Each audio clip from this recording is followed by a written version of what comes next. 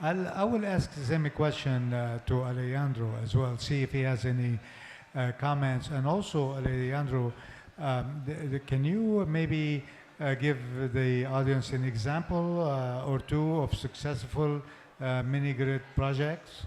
Yeah, of course. So I think a lot of this will build on what Layla was saying. So I'll start a bit on what are some of the best practices maybe that we've seen. Again, humble experience. I know there's a lot of experts out there.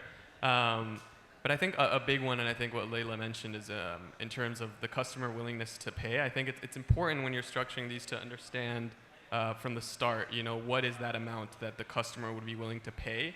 Because even if you have donor money coming in, what happens if that donor money dries up long term, and then if the customer willingness to pay is way lower than you expected, the project's not bankable. So keeping that in mind early on is important.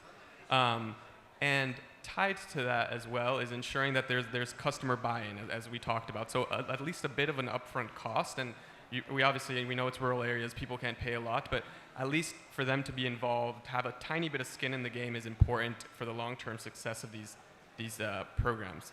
Another one that I think is important is, again, considering where you are setting up these mini-grids. So is it you're doing the assessment, and is it worth it to actually create a mini-grid, or is it more of a solar home system, right? And so what's the concentration of people that are in the area that you can set up some of these projects, and then making that determination in terms of the bankability of it longer term.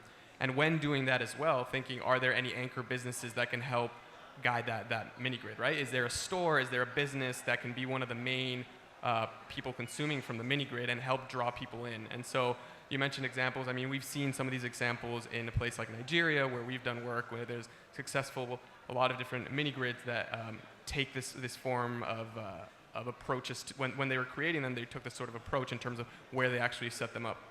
One last thing that I think was interesting, and also when talking to some of the people at this conference that has come up, is how do you also make sure that the people who are paying the mini-grids, the end users, have enough financing to actually pay for it, right? So someone talked about a bit creating like the ecosystem for it, but it's the idea of how do you ensure that the energy that you provide to an end user allows them to then do an activity that lets them then get the money to pay you, for example, right? So if they're able to have a sewing machine and then they can make clothes, sell those clothes, and pay you back because of it, that's where you sort of create the circular economy. So what are things that we can do on top of just the mini-grids to ensure that people are able to do this?